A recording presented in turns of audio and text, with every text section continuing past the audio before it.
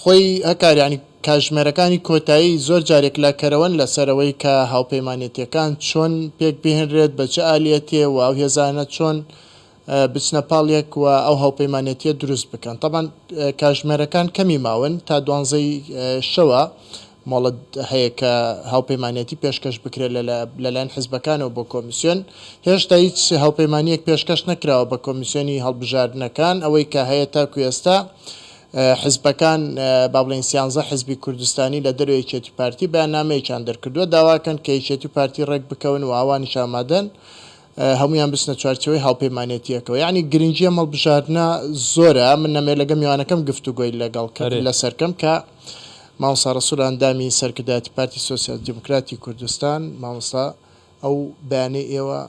چ پامێکی تیا بوو؟ یعنی داواکەن کە هەموو هێزە سیاسەکان یەک بگرن بۆ کەرکووک و بەشداری لە هەڵبژاردنەکان. لە ئەنجامی پەرۆشی بۆ هەڵبژاردنەکانی ئەنجومەنی پارێزگاکان چونکە ئەم لایەنە سیاسیانە کە لە ئاستی کەرکووکان بەیاننامە دەرکرا بە حکمی ئەوەی کە هەست بە مەترسیەکانی ئەنجامی هەڵبژاردنەکانەکەین لەم هەڵبژاردنەیە چونکە ئەمە خۆمان نەزانین لە دوای 2005ەوە هەڵبژاردن نەکراوە. ئەمە هەموو کات کە هاتە سەر هەڵبژاردنەکان عرب و تورکمان ڕێگر بوون لەسەر ئەو هەڵبژاردنە دیارە ئەمە خۆی لە خۆیان چەند مەرجێکیان هەبوو بۆیە ڕازی نابوون هەڵبژاردن بکرێت. بێگومان لەم دۆخی ئێستا بەتایبەت لە دوای ڕووداوەکانی 16 ئۆکتۆبەر و دەسەڵاتی هێزێکی عسکەری حکم عێراق بەسەر کەرکووکە ئەو ئەمانجانەی کە ئەوان هیانە بۆیان چۆتە سەر ئەو داواکارانی ئەوان هیانە بۆیان چۆتە سەردا دەبێت ئێمە درک بۆ بکەین کە ئەوان بە هێزێکی توانایەکی ترەوە دێنە ساحەکەەوە و ئەو ڕەشنووسی یاسایی دەستورەش کە چەسپێنرا بەسەر بەتایبەت کەرکووکە بە خاڵێکی تایبەت کەمە دەرفەت لە کاتەکە بینین ئەوەی کە هەیە تا ئێستا هیچ هێزێکی سیاسی تەقدیمی کردووە بۆ کۆمیسیۆن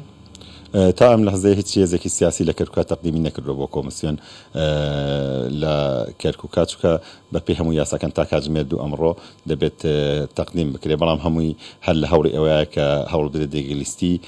لە کەرکووکە دروست بێت بەتایبەت ئەو یەکلیستەیەکی پارتیشی تیا بێت. ئەوەی کە من ئاگادارم ئێستا کاتژمێر 11 پێم وابێت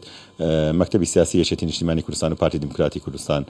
دانیشتنی تایبەتیان هەیە لە دەباشان بەڵکو بتوان ئەوان لە یەکتر نزیک بنەوە حیزبەکانی تریش ئەو کاتەکە بێت و تەحالفەکە دروستکەنەوە ئەچنە ناوی ئەو کات ئێمە قسەی ترمان ئەبێت لەسەر حاڵەتە بەڵام ئێمە هەر لەسەر تا بڕیاری ئەوماندا و ئەگەر کورد بە یەک لیست بەشدار بێت ئێمە چینە ئەو یەک لیستیەوە.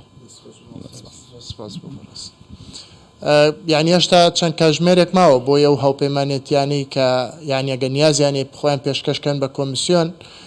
تا کاژمێر 12شیان لە بەردەما یعنی هێشتا هەر ئێستا کاژمێرەکانی ئێستا یعنی گفتوگوی تێدایە قسەی تێدایە بۆی کە هێزەکان بتوانن تەحالف دروستکەن و پێشکەشکەن بە کۆمیسیۆن بەڵام هێشتا وەکوتم یعنی وەک میوانەکەشم باس کرد هیچ هاوپەیمانێتیەک پێشکەش نەکراوە بە کۆمیسیۆن با چاوەڕامی بزانین کاژمێرەکان بەڵێ سۆران کە گوتی دەمژمێرێن داویەژێکی هەستکارن ئێدی دیسکاسەتێدا هیچ شتێک مستەحیل نینە بزان بینگەل و دەرەنجامێن جڤینا